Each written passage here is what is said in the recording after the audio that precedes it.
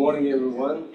I want to send my best regards also our audience online. We have a lot of people joining us. Good morning from Washington. I know I don't have a mic here, but I try to speak louder so that everyone can hear it.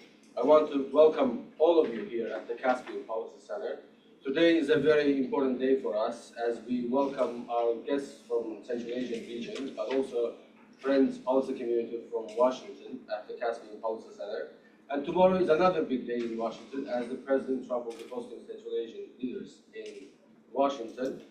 But we had our own big day in Tashkent a few weeks ago when we did the first C5+1 think tank forum together our colleagues from Central Asian think tanks. And I'm glad that we started that platform and some of our colleagues at that event, including Ambassador Bakharov, my friend Jandor Shaimerdanov is here, and I want to welcome all our other distinguished panelists today. It is a very important time for Central Asia as we have a lot of spotlight on the region for many different reasons, but all the good reasons that we have. And I'm glad to have finally a lot of programs happening about our region. I just attended one yesterday, and tomorrow there will be some other think tank events happening around Washington.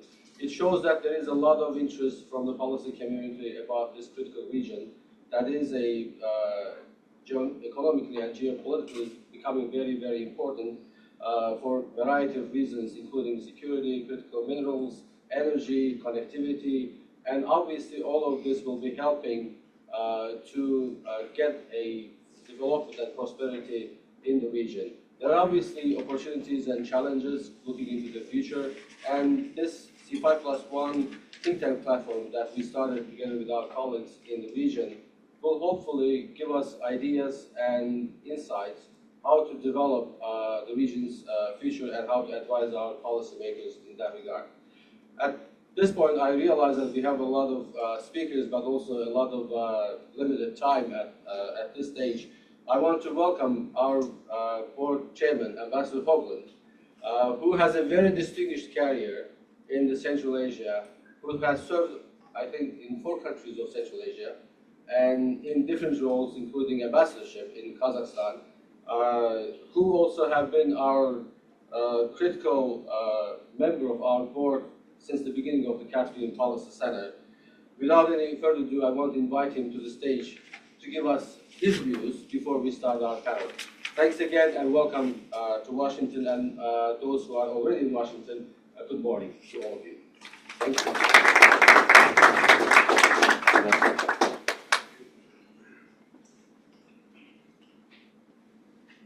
Well, good morning. I want to say first thank you to Afghan for his kind words, and then welcome the excellencies that are here today. And ladies and gentlemen, I've been asked to make just a few remarks here looking into the past, and then I want to show you how far we've come. And I'm going to do this from a personal point of view, actually, because I began my diplomatic career a long time ago in Peshawar, Pakistan. And I was working at that time with the Afghan resistance during the Soviet-Afghan War. After 3 years on that job, I became the Deputy Special Envoy for Afghanistan, and that was interesting. But I began to feel like I needed to do something different in my career. And lo and behold, I bid on, as we do in our system, you have to bid on jobs, you don't get them automatically. I bid on a job at the United Nations, U.S. United Nations in Geneva, Switzerland, and lo and behold, within a few days, I was assigned to that job. I was very pleased. But then, something happened. At the very end of 1991, the Soviet Union collapsed. And all at once, there were new independent nations.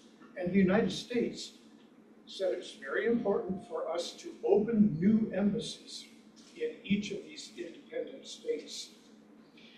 And so our diplomatic service asked all of us serving diplomats at that time, whether we already had a job or not, to bid on jobs at these new embassies. And so I thought, well, why not? because I knew I was going to go to Geneva, Switzerland. Well, lo and behold, within a week, I was taken away from Geneva, Switzerland, and assigned to Tashkent, Uzbekistan, very soon after independence. And I can tell you how soon after independence it was, because essentially, and this makes perfect sense in hindsight, the country was still very, very Soviet. And my job was to work in public, because I was supposed to deal with journalists and professors, press and information, education and culture. I was supposed to be in public all the time. However, the government in Tashkent assigned to me my personal KGB officer, and I was not allowed to go and meet any citizen of Uzbekistan unless my binder was with me.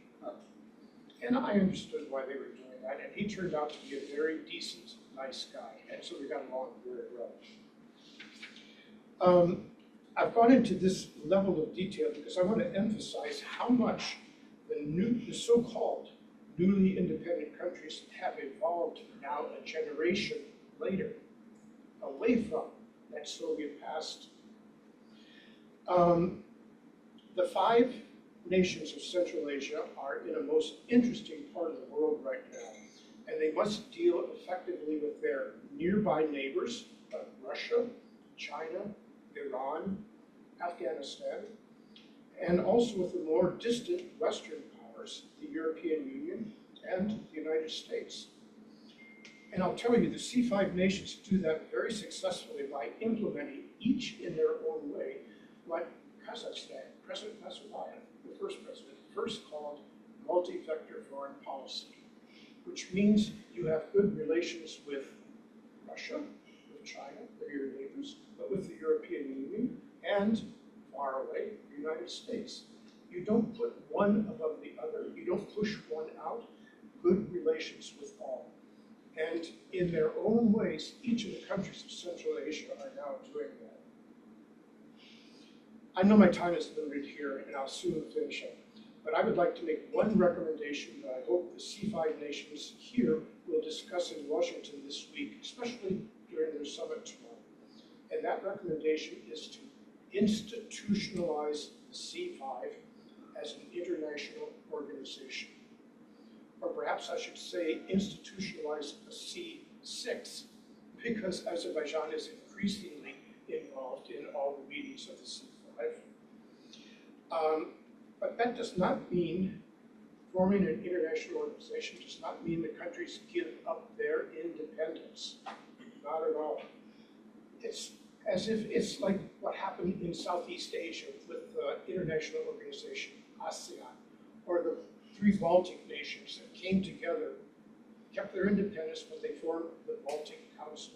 When you have an international organization, you have more influence on the world stage.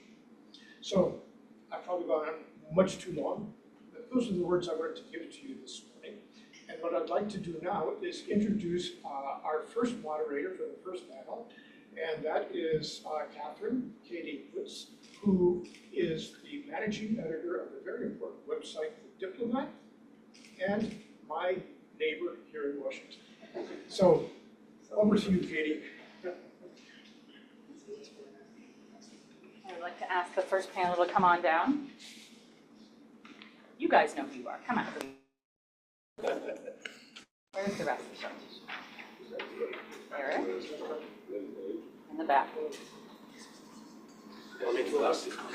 Right? Just the important ones.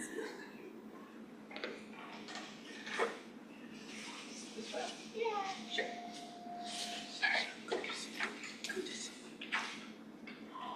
All right, everybody.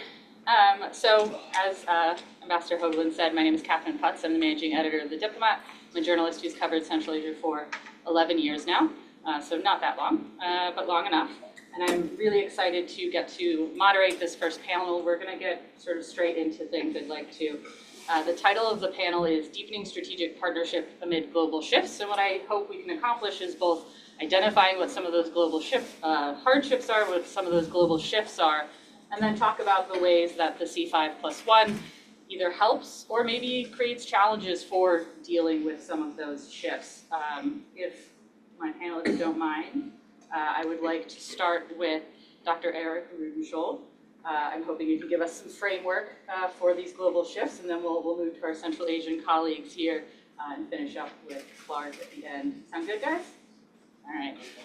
All right. Off you go. Well, good morning, everyone. Welcome to CPC's C5+1 event. You know, when we started the C5+1 process, Central Asia, as noted by Ambassador Hoagland, was in a very different place than it is today. And the United States, as it looked at the region then versus now, was very differently. Trying to engage in a regional platform was something unusual for the U.S. And frankly, there were challenges for the U.S. government to try and adopt that, because our embassies were focused on their bilateral engagements. And for them, it was a question of, you know, do I spend my time working on something that helps other countries, or do I focus on the country that I'm assigned to and working with? And the default was always to the bilateral. We were faced with, at a time where there was this perception that the United States was only interested in Central Asia because of Afghanistan, which was not the case, but it was something that kind of grew on its own. And so C5+1 was created as a mechanism that would help engage this region in a way that we weren't doing on the bilateral front, particularly as the region was facing a number of broader issues and challenges. And where I used to work, USAID did a tremendous amount of work on the development front to try and bring together the countries to address broader issues such as CT challenges, counterterrorism, working on business competitiveness for the region, opening up a transport corridor for the region, working on energy for the future, powering the future, and then of course climate change was a big issue that was aware, that the region was aware of at the time, and certainly something that the countries of the region were concerned with individually. And C5+1 we saw as a means of, with the United States as a neutral moderator, was able to raise specific issues that were challenging for the region to address individually. But as a neutral country raising the issue of climate change or water usage, we could raise that without causing undue concern among the countries of the region, saying, well, why are they raising the issue, and the politics that are often associated with that. So C5+1 became a very practical venue for engaging countries in the region. I have to say, you know, if we look at the last several years and sort of looking at what the region is dealing with, you know, we started off with this process with Secretary Kerry kicking it off, coming out to the region, and then hosting the first C5+1 ministerial back in Washington. When you change administrations in the United States, sometimes these kinds of platforms or agendas don't make it to the next administration. And the Trump administration came in, Secretary Tillerson thought about it, there was a lot of lobbying within the system, and yes, Secretary Tillerson had a C5+1 ministerial at UNGA in 2017 and continued the process. In 2018, we were faced with lots of challenges in the region, and the C5+1 ended up bringing a lot of senior officials together to engage with the region and to focus on issues of environment, of security, and economics. And this sort of set the pace and theme for how we work with the region. But again, with that first Trump administration, there was a real effort to focus and enhance our engagement with the region. And so in in 2019, we launched a national security strategy with very public, very positive statement of engagement with this region and seeing this region as of critical importance for the United States. Secretary Pompeo follows along with high-level ministerial. In 2020, we had multiple ministerials engaging with this region. Pompeo, Secretary Ross, you had visits there, visits here, amping up what was U.S. interest and the articulation of U.S. interest, which always faced something of a challenge, saying, oh, well, it's not enough. It never seems to be quite enough. The U.S. is on the other side of the world, so it's not like, you know, competing with Russia and China, the neighbors. It's a little bit difficult.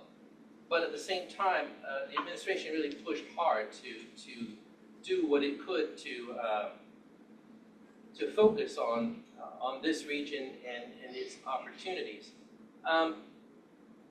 21, obviously, we had COVID, you had a virtual ministerial, and then the withdrawal of the United States from Afghanistan, which many pundits were saying, well, that's it, it's all over. U.S. is not interested in this region, we're done. And of course, that's not been the case. The U.S. was interested in this region and engaged in the region long before Afghanistan was ever an issue, and it remains so afterwards. But you saw in 2022 the creation of a secretariat for C5+1. You see a deepening, a continued effort to deepen engagement with this region, leading to 2023, a summit, the first ever summit with lots of attended interest, continued UN engagement in 24. And of course, we lead to today, beginning of the Trump administration, another summit here in Washington. And I think, you know, again, this sort of shows that whether it's Russia's invasion of Ukraine, which has totally, or second invasion of Ukraine, which has totally changed the dynamics that we see in Central Asia, where countries, their economies were completely upturned by this shift and imposed sanctions, which forced them to do business in different ways. It's created opportunities, it's created connectivity, and U.S. policy has tried to reach in and to support these the openings and opportunities, recognizing that, you know, in one sense, we're pushing sanctions, which has cost for these countries, but it also opens up doors for them to actually do business in different ways. And, you know, we weathered the withdrawal from Afghanistan, all of the efforts to engage and to open corridors of trade through Afghanistan came to a close. And so for Central Asia, it has become an effort of looking north, east, west, trying to look south. But certainly we've seen the region move westward in a way that is historic, and which is, I think, really the basis for the meeting here today. And I'll stop there because I know I could go on for hours on this stuff. Katie's giving me the look. So look, you know, it's how you communicate. Thank you so much for those comments, Eric. We're going to move on next to Javelin Bakbov, who is currently the Managing Director of the International Institute for Central Asia and our host in Tashkent for the Central Asia U.S. Think Tank Forum. He is a former ambassador of Uzbekistan to the United States, so it's wonderful to see you back in Washington. Ambassador, please. Thank you, Katie, for having me on this panel. Before I begin to deliver my remarks, I just wanted to congratulate all our American friends on this non-visa regime the Uzbekistan government just introduced. So starting 2026, all your citizens will be exempt any visa requirements. So welcome to come. Indeed, there couldn't be a better time so to get together at CPC is we are ahead of this upcoming summit here in Washington this year. So the Uzbekistan president has already arrived in town. We're very much looking forward to more discussions with President Trump. And we will also get together just a month after we hosted this inaugural U.S. Central Asia think tank forum back in Tashkent. I'm very pleased to see so many familiar faces here in Washington. And the most important part, so we are here just ahead of upcoming C5 summit in Tashkent, so in less than 2 weeks, the capital city of Uzbekistan.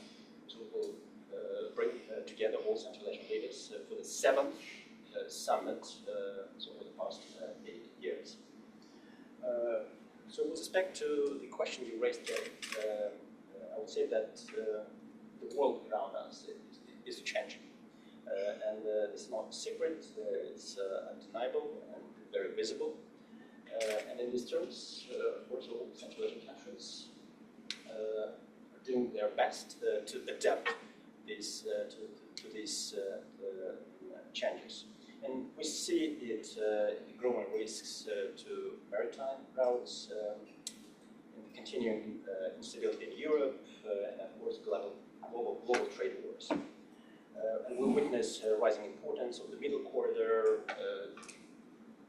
expanding influence of China, that part of the world, and of course the global hunt for critical minerals, a topic which remains quite hot as we're staying in Washington, as we've been discussing these issues over the past years. And we now see the importance of centripetal forces. Forces that brings us together and strengthen our cooperation and shared identity. And we are working to become more united, a region with a common vision and complementary economies, connected infrastructure. And I'm very pleased to acknowledge that today I'm also joined by Director Sherman Danov from Kazakhstan, to make himself available and join us today. And this is how we are actually featuring and representing proudly the region of Central Asia. As we come along with so many issues we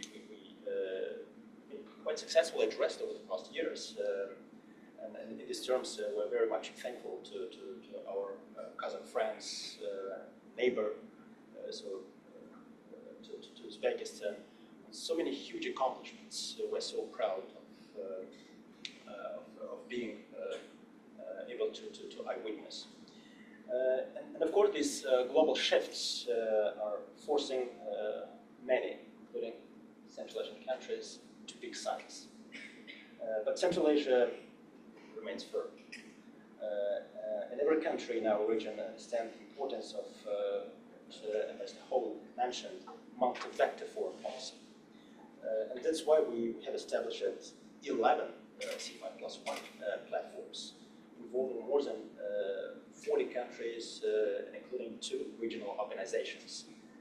And in total, all these sovereign nations representing huge economies with more than 75 world GDP share. And this matters to the region of Central Asia, which is still opening up and growing. And as you might be aware, 2025 has been quite remarkable as we've hosted the U.S Central Asia Summit. So later, the Prime Minister of Italy came to the region for another Italy Central Asia Summit. So in these terms, I mean, these formats are not contradicting to each other; they are adding each other. As we have been enjoying Central Asia plus Germany format as well. Beside that, so Kazakhstan hosted Central Asia China Summit in summer. So we were supposed to host GCC plus Central Asia Summit, but due to President Trump's visit to the Middle East, so this gathering has been postponed. But we're very much looking forward to welcome our partners from the Middle East in 2026. Just a few weeks ago, Dushanbe hosted Russia plus Central Asia Summit, and now we are here for the first C5+1 Summit in the U.S. capital city. And I'm not going further with some details of what we have already accomplished while engaging with our partners within the C5+1, but what makes us quite confident. So again, as I have already mentioned, so we're not picking sides. We are engaging with all of them, making sure that Central Asia remains prosperous, resilient, and secure, as we are united on shared priorities. So for both the region of Central Asia and those plus ones, which are currently engaging with us. So in these terms, I would say that with the United States, the numbers are smaller, around $7 billion, but they are steadily growing. And the US has already contributed over $9 billion in direct assistance to Central Asia, including humanitarian support, and has mobilized international financial institutions to provide more than $50 billion in credit loans and technical assistance, fostering long-term development. But also to acknowledge how your government hugely helped us to overcome the consequences of the COVID-19 back in 2020 and 2021. This gentleman who is sitting next to me has made a huge contribution to make sure that our people remain safe and healthy.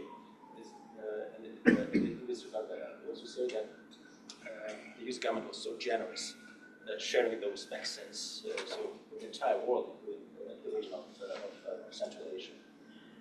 And we expect that the upcoming C5+1 Summit in Washington to further strengthen trade relations and result in the signing of important agreements. Some major deals under the Trump administration have already been concluded, including Kazakhstan's $4.2 billion purchase of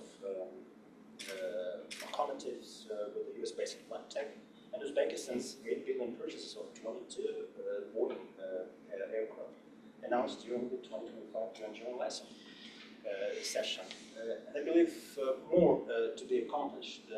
This shouldn't be just about purchases. Of course, our region is waiting for those long-awaited foreign direct investments, which might be helpful to address our own reform agenda, which we've been pursuing over the past years. What we need is so obvious cutting-edge technologies, best practices, and the expertise which the United States basic enterprise are so proud of sharing with the rest part of the world.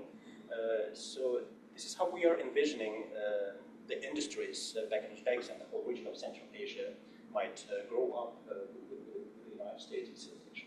Thank you. Wonderful. Thank you so much, Yevon. And so next we're going to hear from Jandis Shemadanov, who's the director of the Kazakhstan Institute for Strategic Studies. I'm really excited to welcome you to Washington. Thank you.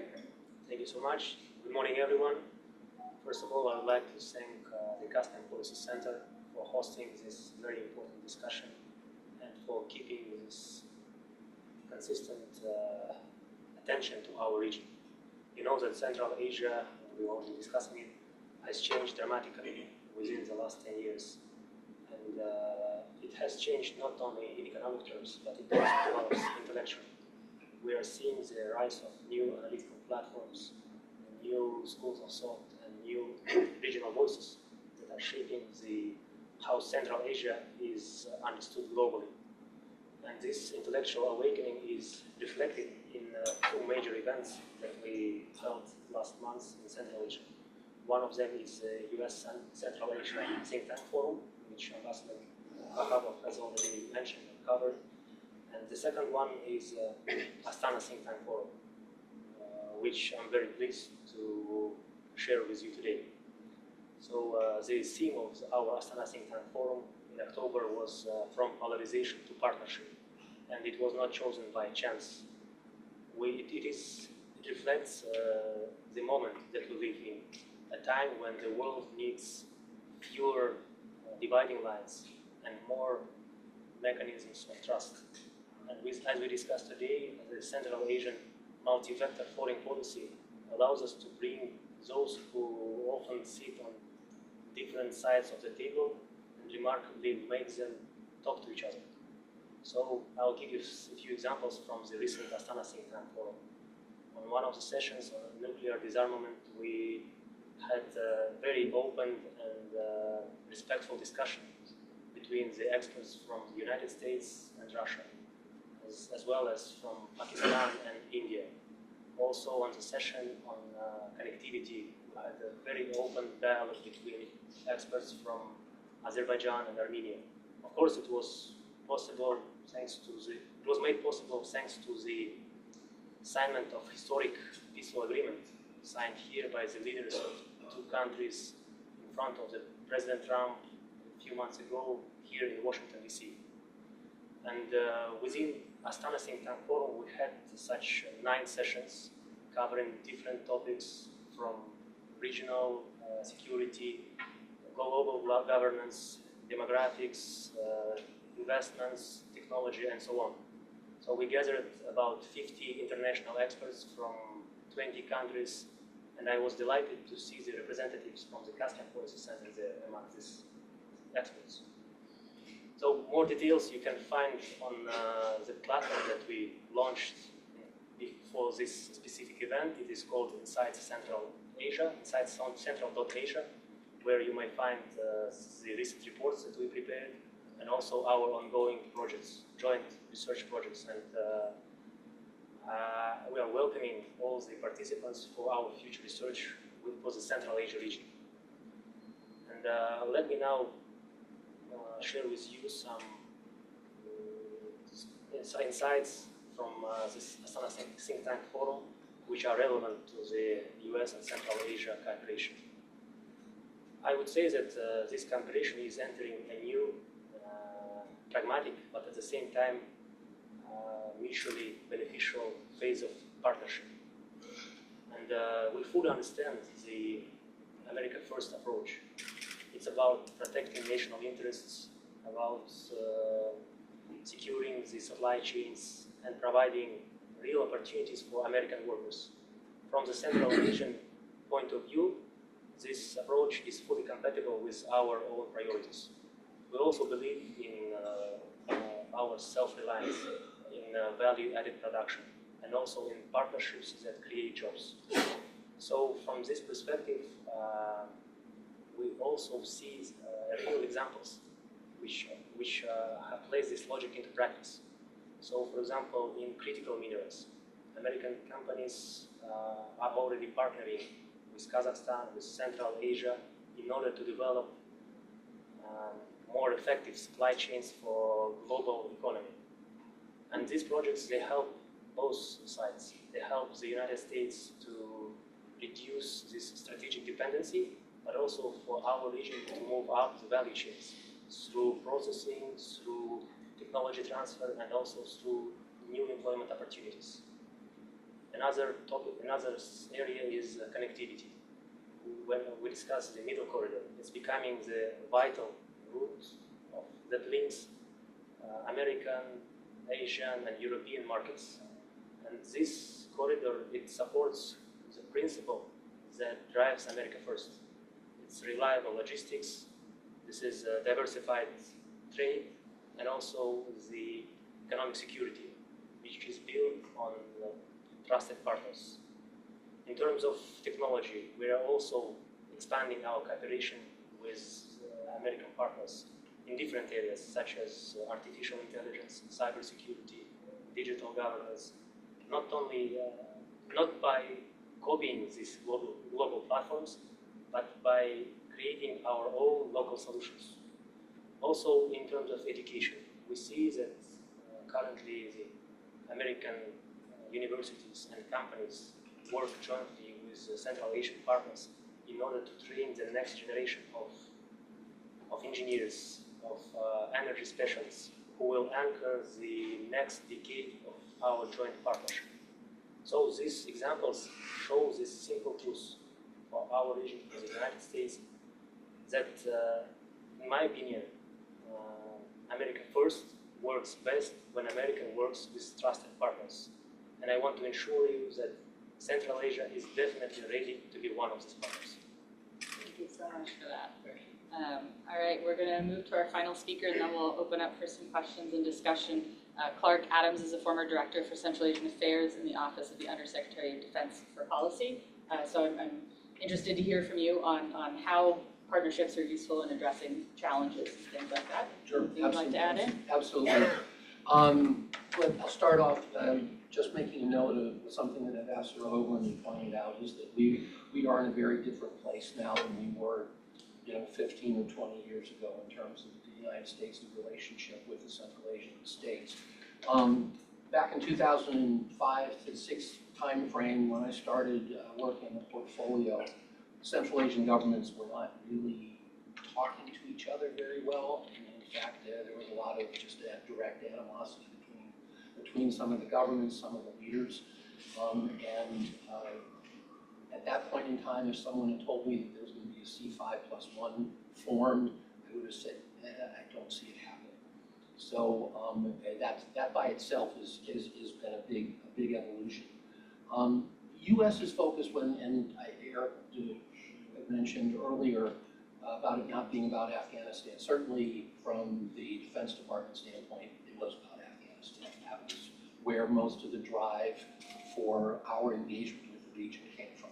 And we can't sugarcoat that. There were other things that were out there, but the national security issues, the counterterrorism concerns were really the primary drivers of our relationship. Certainly what I saw in the U.S. interagency is it was usually the primary reason that we could get senior level meetings to basically push things along in terms of our access, our overflight, our ability to work with the Central Asians to facilitate what we were doing in Afghanistan. That changed. 2016, I would give credit certainly to President Mirziyoyev coming on the scene, which I think changed the dynamic in the region significantly, opened up the doors basically for, I think, greater cooperation between the Central Asians. I think without that, and I think also the departure of President Nazarbayev from Kazakhstan, we probably would not be having a C5+1 conversation. Certainly, I think that opened the doors for where we're going. But what's been interesting is after we left Afghanistan, that's a separate conversation we can always have, but the strategic interests of the United States, we struggled for a while. As Eric mentioned, we had a national security strategy focused on counterterrorism and great power competition, and trying to define the relationships in the Central Asia region became a bit of a challenge. And certainly people latched onto things like critical minerals, middle corridor, but those other issues didn't go away completely. We still have counterterrorism equities and interest in the region. We still have long-term access issues that would be nice to kind of work out with the Central Asian governments. But I think where we are right now is that the C5+1, in terms of being a tool to advance our strategic interests or regional security issues, it ain't there yet, not even close. I think security component has to be factored in at some point. It's been very difficult because it's bilateral relationships, and for obvious reasons, each government is hesitant to engage too much in the security area with the others. They want to work with us bilaterally. But I think in longer term, the strength in numbers idea that drives C5+1 in the economic realm, in the political realm, is also going to apply in the security realm. And I think it is one of the touchstones of what I would call a serious or a grown-up relationship. You can have some of the other economic pieces where largely long-term interests are determined by business decisions, major corporations, whether or not they're going to see value in something like the middle corridor or critical minerals. Governments can help, but that's really a business area. But the mature relationships are still going to have the security and political components. It's going to be interesting to see. I'd be interested to see what kind of deliverables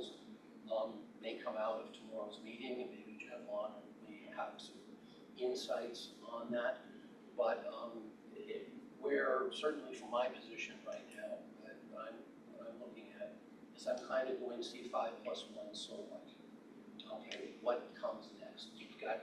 It's been a good convening mechanism for the last 10 years. It's certainly done an awful lot for, I think, getting the Central Asian states to work together more closely, and that's certainly in everybody's interest. Now the question is what is it going to do in a more substantive way, in a more substantive fashion? And I'd be interested in certainly insights from people here, but I'll finish with that. All right, thank you so much. Can we give our speakers a little round of applause before we start? I'll take the prerogative of asking the first question, then I'll pick a few from the audience. So think about your questions, make them short and questioning. What I'd really like to hear is sort of, as we talk about the maturing of these relationships and the maturing of the C5+1, what do you think it ought to focus on? Eric had mentioned some of the touchy water issues that the United States can kind of bring up to the C5 and sort of allow them to work on this together in a way that if one of the partners had brought this up might be a little bit touchy. What are the areas that need to be worked on next? I'm curious just your insight. What do you want the C5 to work on next? You looked at me. I'm looking at you, Eric. Well, that's because you're looking at me. You make eye contact. It's a danger. So I think the low-hanging fruit for engagement at this point obviously is the critical minerals, the strategic engagement. On the defense side, the United States is very concerned about not having dependence on a sole supplier. Central Asia is very interested in adding value to its own natural resources by having processing and refining in the region, which is a perfect partnership for U.S. business engagement. I think that's very much a next step for working with the entire region. I think there's a lot still to be gained from the C5 panorama. For the fact that countries in the region still sort of compete with each other for attention, for business deals, and helping this region be more of a hub for engagement, where there is more cooperation, less focus on borders, more focus on bringing together or attracting regional engagement, I think can be very, very helpful. That's a major issue. The issue of water is existential for this region. This last 2 trips to the region, I've heard nothing but AI. The desire to embrace this next level. Well, data centers require tremendous amounts of water, which Central Asia does not have. It has remarkable supplies of energy and can power AI wonderfully, but somehow you're going to need vast reserves of water in order to make AI function. Central Asia has to tackle basically the climate issue, and it has to be more than drip irrigation.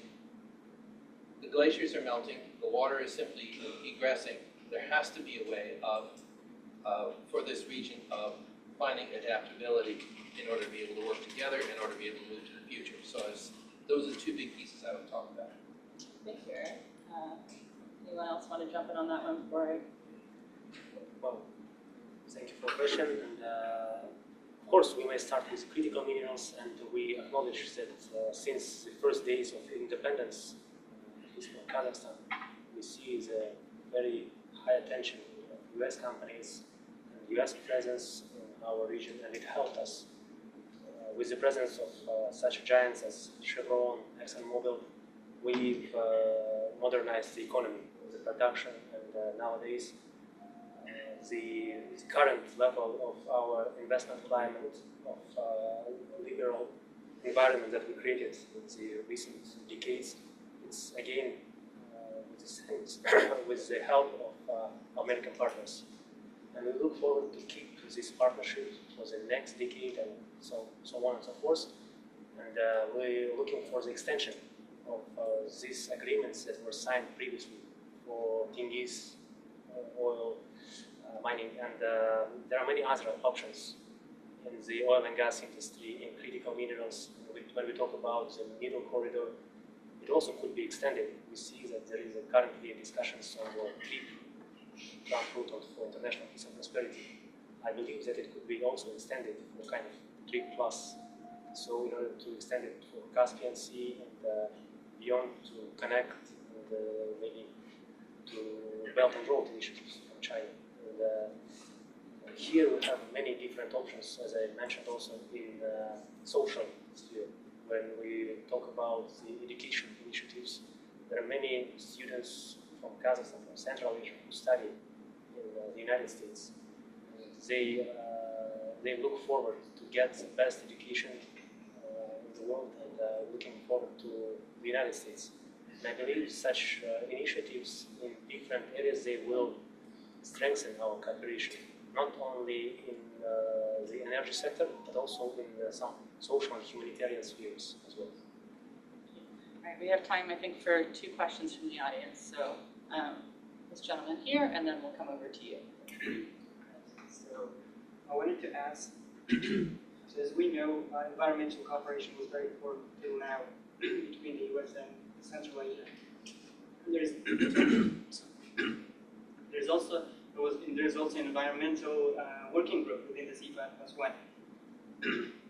But now, as we see, there are some policy changes, both domestically and in foreign policy of the U.S. under current administration. So, does that mean that we're going to see some changes in policy of the U.S. toward the region in terms of environmental cooperation? For example, USAID, which partly covered environmental issues, also ceased operations in the region. And is this environmental working group within the C5+1 going to cease operations, and it's going to end in the region as well? So how is this environmental cooperation within the C5+1 going to change in the near future? That's a really excellent question. And you I'm Peter Humphrey, an intelligence analyst and a former diplomat. I'm wondering if the greatest revolution wouldn't be an actual free trade zone amongst these nations. Is that something people are looking at? Is it something the U.S. can help? And how might the U.S. do that, bring about that free trade zone amongst the 5 or 6 countries we're discussing? All right, thank you. So 2 really good questions on the environmental angle. You know, the Trump administration is not as interested in climate change in the way previous administrations were, and I think that's changed some of the U.S.'s perspectives and policies. I'm curious your thoughts on how that will sort of, I think, contrast and conflict with Central Asian governments' understanding of the problem.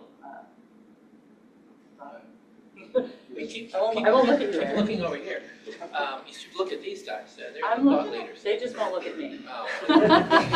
Smart man. I think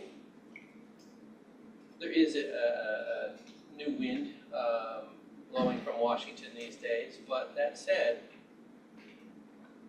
environmental challenges are very much a concern of interest for Central Asia, and the C5+1 process is, if nothing else, a forum to address issues that this region sees as a priority. And so if the countries of the region want this on the agenda, I think they push for it, and Washington will respond. We're already seeing moves in the State Department to recreate assistance funding, and I think Central Asia, the 5 countries, can certainly push for this to be part of that process. Regarding the free trade zone for the region, boy, preaching to the choir, I think that would be spectacular. And to pick up on the other points is, you know, we see Azerbaijan already becoming almost a standing partner of C5+1, and now you have a Trump corridor, and you have Georgia, which forged these links for the region to ship it, to freight its goods westward. You know, C3, C8. There are lots of reasons for building more cooperation, and part of that is by getting rid of Soviet legacies and the other kinds of things which impede their cooperation, and common border agreements and customs agreements and tariff agreements should be the word of the day. Yeah, but I think that's going to be the long pole in the tent too, which is we've certainly seen that over the years where what we would call kind of the border software issues, customs duties, all the border regulations, still I think is a major hurdle to come over. It's something that maybe it's aspirational, and I would like to hear from maybe Yamwan about what they're thinking about. You know, they've opened their borders a lot, much more. They resolved a lot of issues, but that kind of the institutionalized things, border guards, customs practices are so different, and there's so much kind of internal resistance in the bureaucracies to making changes that are necessary to actually facilitate a free trade zone, that it would require a major kind of push at the presidential level between the Central Asians. I don't see how the U.S. really facilitates that very much, and certainly on the environmental front, I think we're out on that front. So we've got to find other plus ones to basically help you, I think, in that one, at least in the next 7 years. Thank you. Just reflecting on the question you raised, this is about free trade zone for Central Asia. Very ambitious goal. The Uzbekistan government, the president of Uzbekistan, has been urging over the past 8 years, and we believe this might be quite ambitious, but in the meantime, very doable goal to achieve. But there are some hurdles which should be overcome, given the fact that Central Asian countries are pursuing different foreign policy or even foreign trade approaches. So in particular, both Kazakhstan and Kyrgyzstan, are the members to the Euro-Asian Economic Union with their own trade policies. Tajikistan hasn't joined yet, but in the meantime, all those three countries are members to the Collective Security Treaty Organization in a time when Uzbekistan has been pursuing its objectives to join the World Trade Organization, which might happen very soon. So the goal is to make this happen in 2026. But in the meantime, we know Turkmenistan remains neutral country, which celebrated the 30th anniversary of its neutrality status this year, by the way. And of course, all those Central Asian countries are united by this so-called unified common trade zone within the CIS, the Commonwealth of Independent States. But in the meantime, we used to have this kind of market in the past, in the 90s and 2000s, and it's high time to reinvigorate these kind of efforts among all Central Asian states. But here I wanted to point out how it is so important to keep doing commerce with the United States. Huge country with more than 350 million customers here, which might be aligned to Central Asia as well. But there are also problems, hurdles, which we're currently seeing, and one of them is the Jackson-Vanik Amendment, which remains valid at this moment. So once lifted, we might have an access to this part of the world as well. And the U.S. companies might have an access to that part of the world too. So in this regard, I'm a firm believer that this free trade zone will be built up at some point in the future. And the reason why we are going together with our neighbors on these ambitious goals. And one more point, regarding transport and logistics, the topics which have already been touched upon by the speakers. And in this regard, I just wanted to share our own vision for Central Asia in terms of unlocking not only Uzbekistan, but the whole region of Central Asia. So for instance, by 2030, we aim to remove the remaining trade barriers and digitalize the transport sector through a unified digital corridor. By 2040, we plan to harmonize legal frameworks. And by 2050, Central Asia aspires to become a major transport and logistics hub. A regional free trade center linking the Indo-Pacific with Europe. And achieving this ambitious vision, of course, will require US support, not only in terms of expertise, digitalization, and infrastructure, but in terms of addressing those challenges also caused by change, by the shift of this geopolitical landscape. Thank you. A few words. Yes, just a few words, and then we're Yeah, going just a few words on these ecological initiatives. Nowadays, Kazakhstan considers all these ecological initiatives as very pragmatic. So we look into these projects as long as they add the value to our economy, as long as they create new jobs for the economy. And in this regards, in this context, I believe that this partnership with the US may be considered not from this ecological perspective, but from the perspective of modernizing our economies. So that's the reason why we purchase this tech locomotives, the new aircrafts, and many, many other projects. It helps to modernize the economy, and eventually it will reduce the emissions, it will create new jobs. This is how we look into this environmental agenda nowadays. So thank you so much. We're going to have about 10 minutes for discussion and networking, and then we'll come back for the second panel after that. Thank you very much for your attention. Thank you and welcome to the second session of the CPC's C5+1 conference today. My name is Eric Green. I'm a board member of the C5 moderating this panel, which will focus more on the economic side of C5+1. So let's start out with Rianne, who has been following these issues both from an academic perspective as well as a policymaker for several years. I won't say how long. And maybe you could just set the stage for us as we talk about kind of the achievements in the C5+1 format over the last decade and what the opportunities you see for the next phase. Thank you, Eric, and again, thank you to CPC for having this conference, very timely, and I'm glad we're having this conversation, specifically on economic accomplishment. So I want to kind of go back to some of the comments that were made in the last session, specifically by Eric and Clark, and kind of put a little more context in why did we start C5+1 with the United States and the Central Asian countries. Certainly, there was a security dynamic to it with Afghanistan, but I think it was bigger than that. And that's kind of what I want to draw on before I move forward from there. So you think back, what was going on in 2014, 2015? 2014, you have the first Russian invasion of Ukraine. That was also a very big year for Afghanistan. We started the NATO ISAF military drawdown from Afghanistan.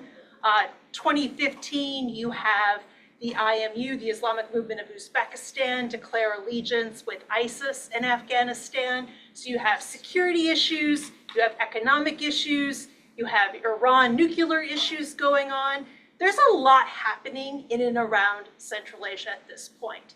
And I think aside from the security aspect, particularly in regards to the Russian invasion of Ukraine, we were thinking about sanctions, but more so how those sanctions would impact allies and partners. And so it really became about economic resilience. So when you look at some of the economic accomplishments that C5+1 has had over the last decade, I think it's really been about creating economic resilience in Central Asia. Some of the things that we've done, Eric was talking about US aid projects throughout the region. US aid did a lot in Central Asia, but a lot of other US government departments and agencies did as well. You had USTDA, the US Trade and Development Agency, the International Development Finance Corporation, DFC, Export-Import Bank, EXIM, USTR, the US Trade Representative's Office, as well as the Commercial Law Development Program, CLDP, which is part of the Department of Commerce. So you had all of these entities within the US government working with their counterparts in Central Asia on things like customs harmonization and tariffs and border crossings and a lot of the legal regimes, how we would get things so that you could have more consistent and regular trade and investment in Central Asia. And so while I would say maybe it wasn't as noteworthy as some of the other things that we were doing, particularly with like Afghanistan, or for instance, you know, I think the comment was made in the last session, you know, it wasn't coherent what we were doing. I think it was we were being very quiet about what we were doing, but it was slow, steady progress that really brought us to where we are today with some major economic deals going on with the region. Great. I think resilience is a key word, and it's kind of a through line of this format. And critical minerals now is clearly front and center.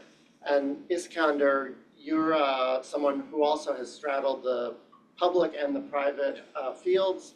Maybe you could tell us a little bit about the critical minerals agenda, and from the regional perspective, what else are you looking to get out of the C5+1 over the coming days and into the future?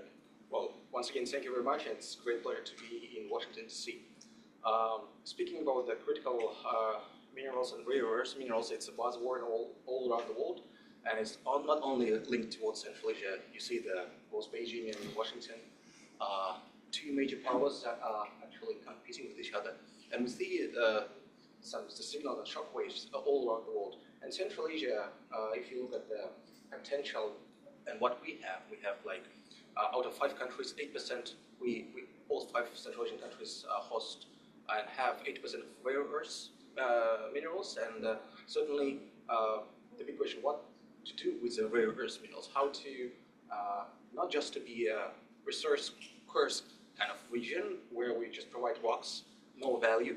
So I think instead of rocks out, we need to go to value in. So that's why we need, in this respect, a partnership with the United States on processing, refinery, and to build a sustainable supply chain of critical minerals where we can be not just a subject of that, but not an object of that, but at the same time a subject, and at least try to be an equal partner with U.S. and our friends from the Caspian region. So that's why we need to look at the ecosystem in general sense. For example, if we build a factory or joint venture with U.S. partner, where are we going to send and allocate those critical minerals? Are we going to use middle corridor to the fullest potential in this respect? So we need to look at the critical minerals from the macro level at the same time. But we need to do our homework. We need to actually build up necessary capacity in this respect. So we need to make small and steady steps, but they should be continuous in this respect. So if you look at the Kazakhstani approach, we working on the industrial creative minerals, critical raw minerals policies in Kazakhstan, and there are different task forces that were created and where the business community is also linked.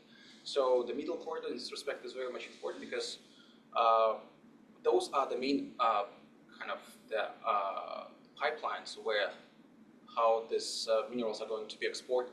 So we need to develop the ports, the Aktau and Kurik. We need to work with Baku port and the ports in Georgia at the same time, and at the same time we need to work with our European partners. So it's also about logistics. So that's why we need to focus on tech in this respect. We need to have digital solutions towards critical minerals, and at the same time we need to understand that critical minerals is not just about the commodity itself, it's about the governance. So in US you have Critical Minerals Act, the necessary studies, feasibility studies on that. So we need to do our own job inside Central Asia. Why not to discuss about Central Asia Critical Minerals Act in this respect? So I think it's very much important. So that's why where US intellectual capacities, also experience in this field, are very much instrumental for us. Great. I really like this phrase, not just rocks out, but value in, which I think captures a lot of the spirit of what we're hearing today. Teresa is another person who's devoted a lot of attention to the region from her perch at Georgetown University. And you focused a lot, Teresa, on energy issues, which have been a real foundational element of this economic relationship for the past decade. How do you see that evolving going forward?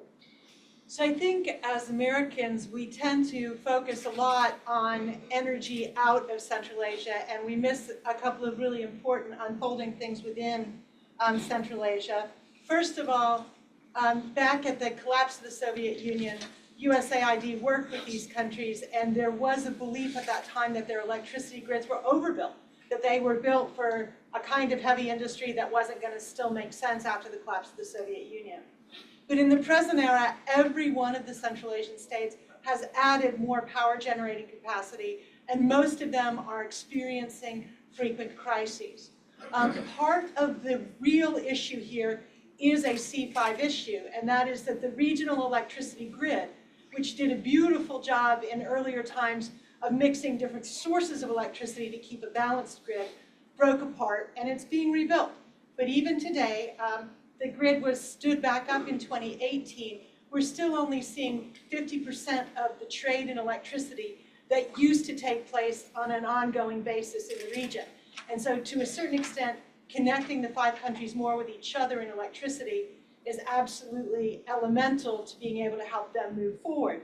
Critical minerals, pursuing a data future, all these things rely on a reconstruction of the electricity grid. And so that's a huge thing.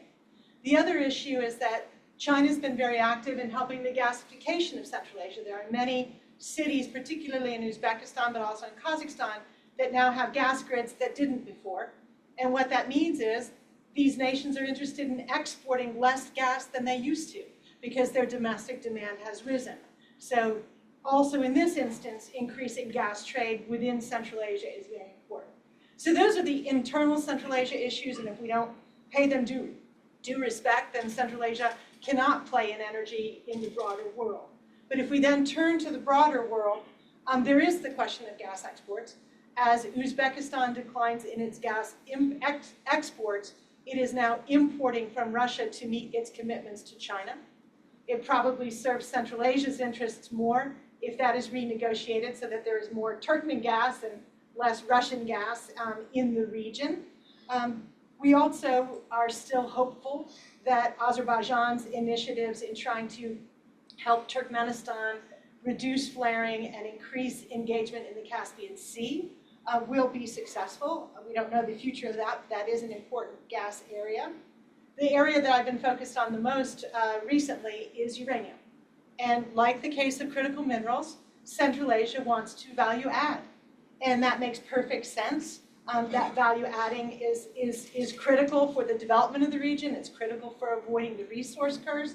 It's critical for helping the Central Asia states invest appropriately in their own human capital. And so that should be an important priority. What I would say is that one of our key environmental ways that the United States can be helpful is in improving efficiencies all across the energy sector. In uranium, helping these states look at what they can do to move up the value chain in some limited ways. But I do have 2 additional questions that I hope that Central Asia raises in these C5+1 discussions in what I believe to be Central Asia's interests. One of them is the reason the middle corridor remains expensive is because there are still so many trucks and rail cars that are only full in one direction. What does Central Asia need to bring into the region? And are those things that Central Asia can use to value add? So how can we better make that corridor a 2-way corridor? The second thing is, can the United States help Central Asia get better deals from Russia and from China? You mentioned the sort of software component of how do we improve transparency, how do we improve the rules of trade. That has been a comparative advantage of the United States for a very long time. And I hope to see the United States continue to engage in that space. And then finally, really, in critical minerals, China is interested in the rocks. The United States is interested in the value added. So how can we build up that space? And I consider uranium to be part of that critical minerals challenge because it is going to be an important thing that's going on. Thanks so much. I didn't plan this, but everyone is sat in the right place based on my questions. This is great. So Matthew, this really sets us up well for a discussion about, we're talking a lot about C5 plus U.S. plus other external actors. But Central Asia itself is a dynamic and growing market.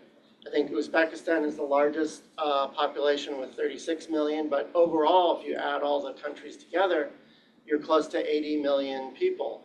So what more can be done to develop this market, to integrate this market so it's a self-sufficient, self-standing entity that is less reliant on the outside world? Thank you. When I was the ambassador to Turkmenistan for 5 years, we had a mantra in the embassy. If you want to be a happy diplomat, you measure success by the centimeter, not with a meter stick. And if you look for success incrementally, inch by inch, centimeter by centimeter, you will find success. Because as our first speaker, Brian Todd, mentioned, we've seen all the Central Asian countries grow in their ability to interact regionally and beyond the region, but step by step. And I think with this summit and with some of the recent things that have happened in the past year, the C5+1, the Central Asian countries in particular, are poised for something greater than a centimeter of progress. And I think this particular C5+1 and the B5+1 that goes the next day will help push it in that direction. When I arrived, I don't believe there were any direct flights between the capitals in Central Asia. When you went to a border crossing, you would see the trucks lined up. It took hours, even days for border crossings. We have seen progress in this regard in the past couple of years. But outside factors, of course, have intervened to push the C5 agenda forward as well. The aggression by Putin in Ukraine, we've seen this demand for critical minerals and rare earth elements, the United States' desire to see a more diversified ability to bring those minerals processed into the United States, into Europe, and then, of course, the peace agreement between Azerbaijan and Armenia. So regional integration, I think, is important, but I think just like every entrepreneur, and it's in the DNA of all of you out there who are Central Asians, that DNA of the Silk Road to trade, to make deals, it goes beyond the region. And the desire to reach out to Eurasia and to South Asia. And as Americans, after the fall of Kabul, we have looked less and less to South Asia, and I think we need to pay attention, because not only will Central Asia contribute in terms of trade in this connectivity architecture that we've been talking about, but also that adds to stability in the greater region. So I look at this as I mentioned, an architecture of creating stability, creating the ability to have trade corridors that build trust. So really they're corridors of trust that we're building. And you do this not only through the gas pipelines, and we talked a lot about pipeline diplomacy, but as Teresa just mentioned, energy transmission, rail and road networks, which have been in the news in the past year, rational sharing of water resources, just as Eric mentioned in the first session, existential for Uzbekistan and Turkmenistan when you look at the Gosh-Tepe Canal project, harmonizing of tariffs, the rationalization of water sharing, streamlining of custom regimes, all of these, plus the intangible of diplomatic engagement. So I think this all bodes well from getting off from our incremental change to something much greater. Great, thank you, Matthew. Jandos is someone who's done the actual work of an entrepreneur in building these connections, and he's done a lot of trade and investments both in the region and outside of the region. So I'm interested in your perspective, Jandos, and now you're actually expanding from the Eurasia region, from the Gulf countries into the United States. So if you could talk a little bit about your journey and how you see the C5 format helping your objectives. Yeah, thank you very much, Eric, for this question. Actually, I would like to first of all thank the Caspian Policy Center for hosting us today. It is a very timely and important discussion in the eve of C5+1 Business Forum to be held tomorrow in Washington, D.C. First of all, talking about C5+1, it is an important platform. It was launched about a decade ago. It's, I believe, it's so important in establishing the regional dialogue between our region and the United States. And it has been, and I'm happy that it has been supported by all administrations. So it has bipartisan consensus on that. All the administrations have lifted this dialogue forward, and it has been expanding from politics to the economy, and regular business forums are held in the capitals and other cities of our region and United States this time. So it's very important to have a direct connection, business to business, within this format, not only political. What happened after, let's say, post-Afghanistan era of United States and Greater Central Asian cooperation is that after that, some remarkable thing happened. At the same time, decreasing like the importance of Afghanistan for the U.S., the importance of the Central Asia has arisen, and it has been increasing, especially after the initiation of Russia in Ukraine war. Last 3 years has been very important for U.S. and Central Asia cooperation. And some remarkable processes, and I would like to bring your attention of the U.S. audience to this. Central Asia is changing rapidly, and the former, U.S. is a huge trading partner of our region, but Russia had dominant role, for instance, for Kazakhstan, for the foreign trade.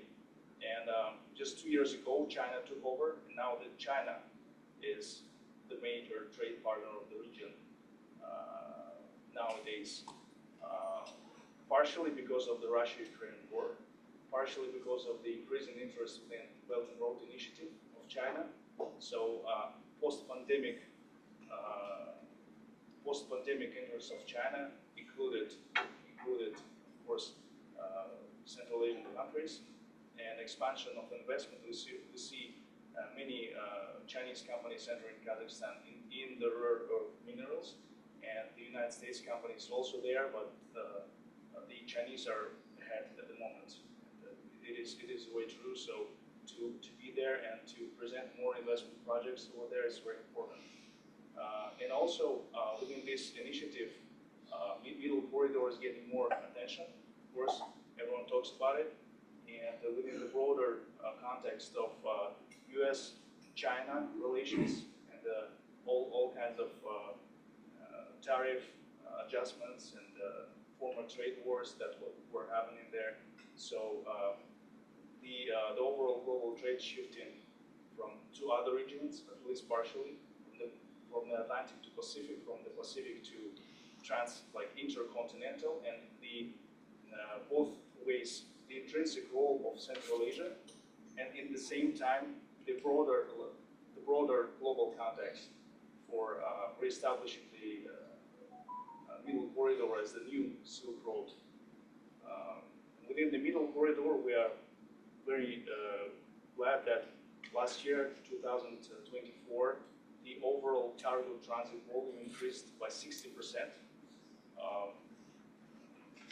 reaching 4.5 million tons, with aim to reach 10 million tons in 2 or 3 years. At least that's the goal. But there are bottlenecks.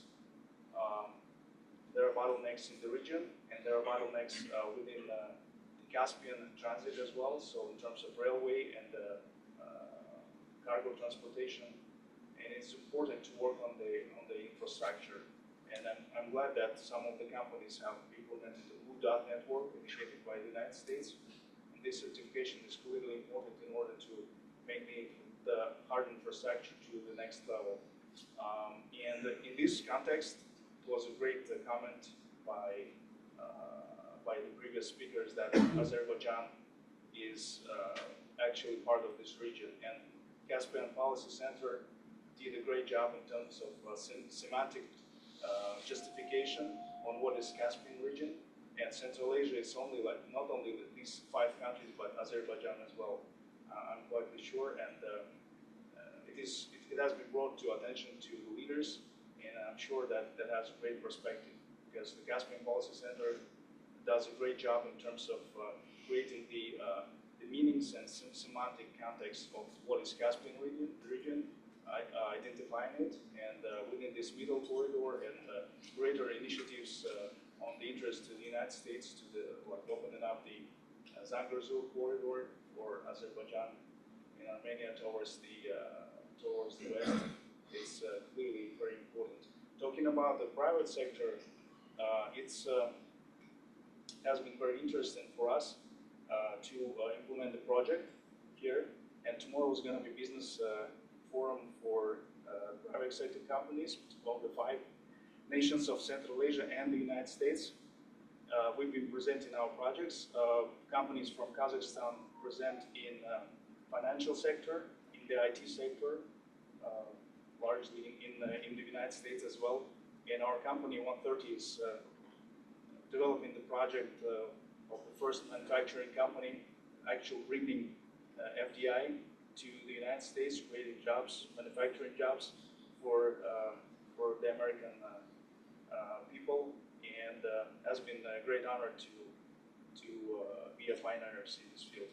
Thank you. Great. I know someone in the White House will be very happy to hear about inward investment in manufacturing from Central Asia. So that's great. And I really thought your comments about the changes that have taken place just in the last few years in the trade patterns is fascinating. And just to back that up, trade with China and Central Asia is now about $95 billion, and Russia is only half of that. And as someone mentioned earlier, the U.S. trade is kind of $7+ billion. So we have a lot of competition to work with here. But I think the signal that we're hearing today is that Central Asia really is interested in diversification and wants the U.S. as one of the anchors of its outward-looking policy. You also mentioned the middle corridor, and I'd like to turn back to maybe Brian and Teresa and Matthew talking about U.S. policy, where we've very much pivoted in this administration from kind of classical, traditional development policies towards kind of a business-first, trade before aid approach. And I'm wondering what opportunities you see. We just mentioned the middle corridor. I know that in the past we've sponsored assistance projects that have tried to improve the infrastructure, the legal and other regulatory ways that would make that corridor work more effectively. But are there any ideas that you would have to how this pivot can be beneficial to the C5+1 countries? Yeah, yeah, so a lot that could be said about this. So I think first of all, Ambassador Klimo started off when he mentioned the B5+1. I think what you mentioned in terms of the sharp pivot in our policy approach, yes, but I think we were actually headed there already, maybe just in a more gradual way. When you look at how much assistance we were giving to Central Asia as of, say, last year, the numbers really weren't that large versus some of the other regions in the world. So it wasn't like Central Asia was getting a lot of foreign assistance to begin with. And I think for some of the things that both the countries in Central Asia and the United States really are interested in long term, assistance really wasn't the model that was necessary to begin with. I think we really do want foreign direct investment. And so kind of going back to something that was said in the last panel that I'd love to pick up on was the comment about the environment. You know, what are we going to do with the environment going forward if this is something that the United States is paying less attention to, but is still of really great concern to the countries in Central Asia? I would say the environment should be of concern to all of us, and specifically the water issue, as was mentioned, because you're going to need water for either critical minerals, whether that's the mining, refining, and processing, or the AI data centers. Water is going to be a huge issue, and it's not just a Central Asia issue to contend with if the United States is there in partnership also working on these issues. But I think where the business first model comes into play is that there are actually tools that we can use that we already have to work with the countries. So whether that is CLDP, US TDA, DFC, XM, the financing, the technical assistance to be able to work on some of these projects to address environmental and specifically water-related issues that maybe in the past would have just been foreign assistance, we will now do in a more business-first approach where you would have US companies receiving these kinds of financing tools from the US government to be able to go out and do commercial projects to really address some of these issues. I think that's kind of the approach that we will have going forward on some of these issues that maybe we wouldn't have had previously. Great. Teresa? Yeah, I would say one of the challenges that needs some attention is that the way the DFC, the Development Finance Corporation, is currently framed, critical minerals are way up at the top, but it is a little bit unclear how to do those investments in middle-income countries. And so clarifying that is really trade is important. Making sure that you can work with Central Asia is urgent. And one of the reasons it's urgent, if we look just at this year, the European Union has pledged about $10.8 billion toward the middle corridor. In the same time period, China spent $24 billion in the Belt and Road Initiative. And so it is not unreasonable to understand that we're in an era where it is about trade, but it's also about state-level engagement. And the reason why the European Union does these investments is to give strong signals to the market. And I would like to see the DFC being used effectively in this sort of way. And I want to echo what Brianna said. We have to think very carefully in terms of water. Water is critical in data centers, and people don't talk about it until there's a water shortage. Water is critical in the mining processes. And what we have to think about is you have to lead with thinking about those whole systems, particularly in areas where water is scarce. And frankly, although China is out ahead of the United States in renewable energy, China was very much counting on the United States to transfer a lot of water technology that ended up getting caught in difficult relations between the states, and those technologies didn't transfer.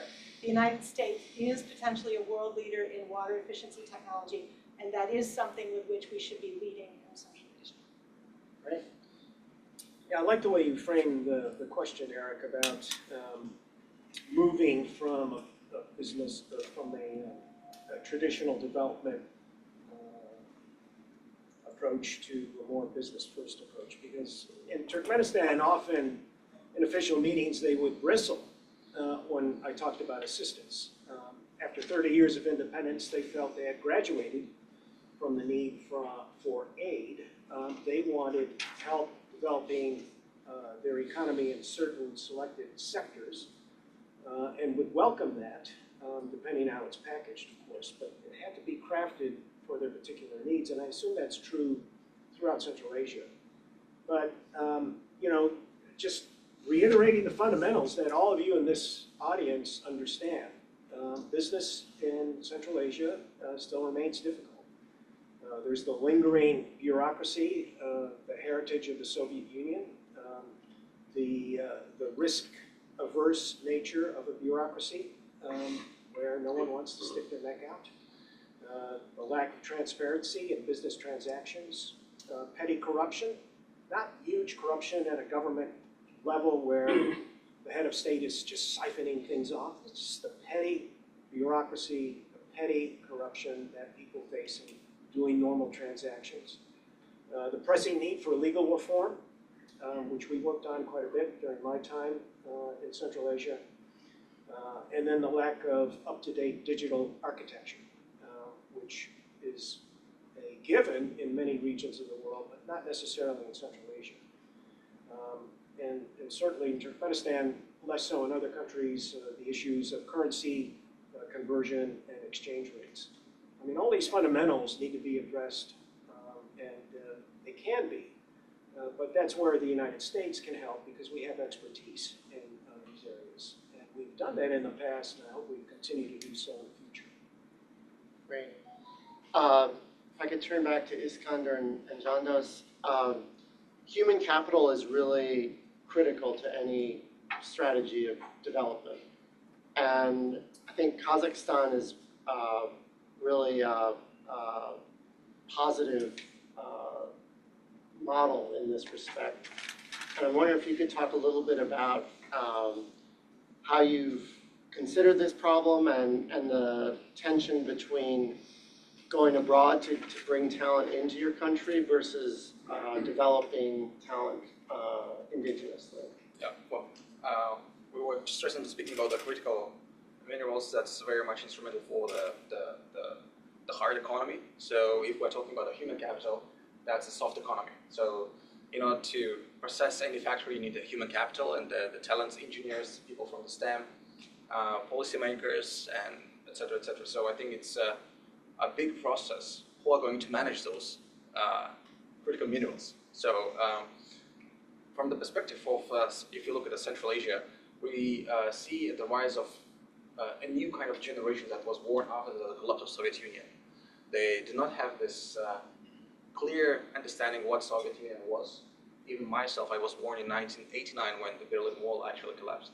So actually for myself, I have some limited understanding of the Soviet experience, maybe from my parents, or I think when I was in the bus, I was being by like rebels or something like this as a child. So and now when we see at the world stage, people who are born in the 2000s, certainly they were shaped by different dynamics, certainly the fall of Twin Towers, etc. But all the bad and good stuff that happened in the world, they were born after, during the time of the internet. That's a different generation. Even in the US, the Gen Zs don't want to go back to the physical space, like remote work, etc., hybrid, yeah. So in Central Asia, we see a totally different dynamics in this respect. So if you we're talking about the geographical maps, where we were tied by infrastructural roads from Almaty or Tashkent towards Moscow, and we were sending our goods. Now we're building a horizontal lines through infrastructure, but also lines and corridors by the talent and human capital. So now we see 80+ million people in Central Asia, whose maybe 70% of them are under the age of 35. So it's a totally different dynamics, and it's also about the dynamics in the social contract. How government need to address the challenges, the opportunities for the younger generation, for the talents. So it requires a new type of governance and approach towards government and public space. We see with this kind of dimension, we see the rise of new tech entrepreneurs, the new entrepreneurs.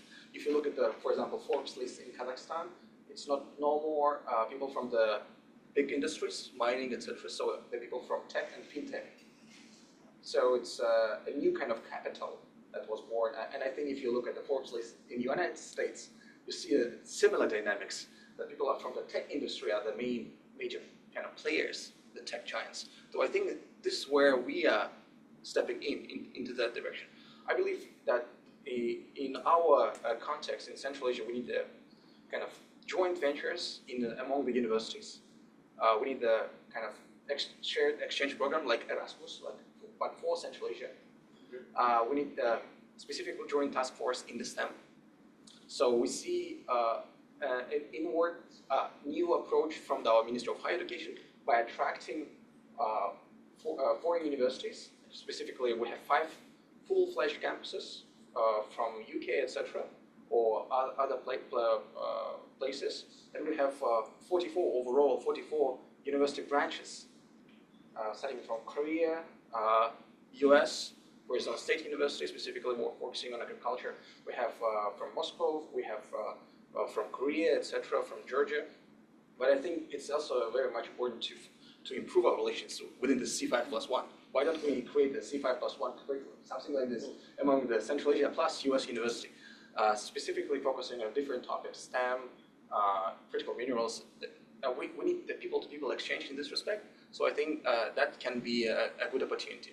I think numbers of the foreign students in 2024 towards Kazakhstan, I think it's almost like 35,000 people, and 51 or 52% are coming from Asia, not from CIS countries. Mm-hmm. So basically India, China in the sphere of healthcare. It's similar what's happening in Kazakhstan and Uzbekistan. A lot of students from India, Pakistan, and South Asia are coming towards our region to take courses in our universities. So I think that's a very much important dynamics. And look at the tech industry specifically. For example, Astana Hub, it has 1,700, almost 2,000 registered companies from Central Asia in Astana Hub. And Astana Hub partners with Google, partnered with Draper University. We have our friend from the CEO of Trust Me company with Web3 platform, similar to DocuSign, and I hope it will challenge the DocuSign. And they just, last year they raised $1.5 million from Team Draper. So we were in Japan, and Japanese partners actually were interested in partnering. We have Uzu, the early $1 billion companies. Just recently I saw the news that it's partnered from Tencent. It got investment. So the time is going very fast, and I think that U.S. investors should focus on the Central Asia tech map. And I think that our guys from Central Asia are ready to launch the enterprises here. What important thing, I think, what's the biggest pain for Central Asian entrepreneurs and business guys, specifically in U.S., they need the right navigation. This is what we did in, I think, navigation legislative aspect, tax, accountants, etc. So last year we launched the B5+1 platform in Almaty, and me and my business partner Ramazan, who is a representative of Castre here. So we brought private sector within this B5+1. We partnered with the World Bank, International Franchising Expo. We show how at least generally, the ecosystem in the US works, but it's not enough. I think our Central Asian business guys need the clear-cut roadmap. How to, for example, open a restaurant in Delaware or Chicago, etc. So small, if you are talking about centimeters, we need this kind of clear-cut, simple steps to be provided by US. And I think how we can improve, for example, our business partnership with United States. I think for Central Asian entrepreneurs, they need to look at the early existing case studies. How, for example, Japanese companies partnered with US, how South Korean companies early opened, Singaporean companies, etc. So there is early existing platforms, how these partnerships were done. So Central Asia need to adapt the best practices and move forward by the fast track. Great. There's so much to elaborate on in those comments. It's really amazing, the university partnerships, educational partnerships, this corporate trainings. Corporate training, the idea that this generation that's coming up in Central Asia is reforming the social contract with the governments. There's a lot of things to think about there. Jandos, maybe if you could give your perspectives, again, as a businessman who's developed a business inside of Kazakhstan as well as overseas and soon in the US as well. Sure. First of all, we'd like to outline that Central Asia has a very young, middle-aged population. And I'm very optimistic about it, about the future, and of course it lies towards the human capital. And the future is that we increase the competence of our people. And I'm very optimistic because the rate of higher education graduates is quite high in Central Asia. For Kazakhstan, being the first to introduce the presidential scholarship for education in the foreign countries for many students. It has been introduced about 30 years ago, and it has been quite successful. And all these specialists, they work already in the private and public sector of Kazakhstan. Many universities opening in Central Asia. There is like American University in Bishkek, universities in Uzbekistan also.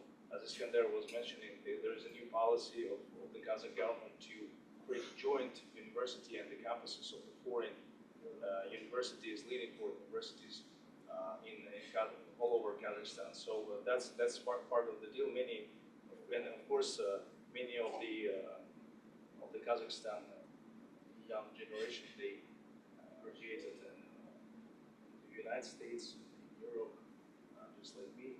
So we are just part of the generation that would drive Kazakhstan forward. Hopefully, the entire Central Asia. There are many people who are capable, and I'm sure they are going to build a brighter future to shift to this region, to integrate it into local economy, to shift the political landscape towards more, I would say, democratic states, and hopefully it's all going to happen. For the business perspective, I think we are strongly in demand for business integration between Kazakhstan and the United States. Of course, there are some challenges towards it, and I'm glad that United States companies and the United States government is getting more and more attention. Being early in the region, United States with this oil and gas, minerals companies that enter the Kazakh market, but also like processing sector as well. Formerly, I've been chairing the National Investment Agency of Kazakhstan. We've been supporting many projects from the American companies entering Kazakhstan, such as like General Electric, Transportation, Labtech, they have a facility in Astana. PepsiCo is building a huge facility in Almaty region. Many other companies are already in the market, and we hope this would diversify towards the resource base into the downstream manufacturing sectors. And for example, our company with the United States, we're receiving the great support from the federal government, from Department of Commerce, from Select USA, from the regional governments. Yesterday we've just been to Virginia, and I was super surprised how the infrastructure of investment attraction, retention, and aftercare is shaped in this state. And I'm sure there are many places in the United States that we'll explore and get help from. So this is very important to get together, and the most important thing that the United States should source more into the region, because this is the region of high human capital, because we have diverse backgrounds. Culturally, we have been in the crossroads of Eurasia, not today, just today. It has been like throughout history, all centuries, we've been in the crossroads, so we adapted in our DNA, as I was mentioning. In our DNA, it's to bring people together, is to serve as the domestically as the intrinsic value of the region, and also as the transmitters of the ideas towards the Eurasia. It's getting like through trade, through investment nowadays, and through, of course, the political will. So, going towards that, I'm very positive about it, optimistic about being up to my life. Great. I think we're running out of time. I thought I would just distill a few things that I've heard today from this discussion. Number one, we should think beyond critical minerals. Critical minerals are critical, but we've heard about all these other sectors, including tech, finance, that are also very much dynamic in the Central Asian region. Number two, human capital. There's just, we've just scratched the surface in the last couple of minutes here. But there's clearly a lot more opportunities for educational development.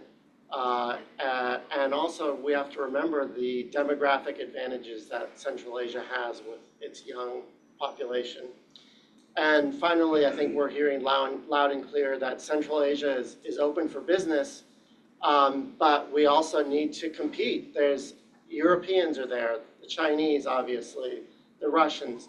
So we need to up our own game in order to compete and be worthy of cooperation with this dynamic region. So I think I'll leave it there, and please join me in thanking our excellent panel. And do you want to wrap up? No? Okay. Excellent job. Thank you. Thanks, Eric.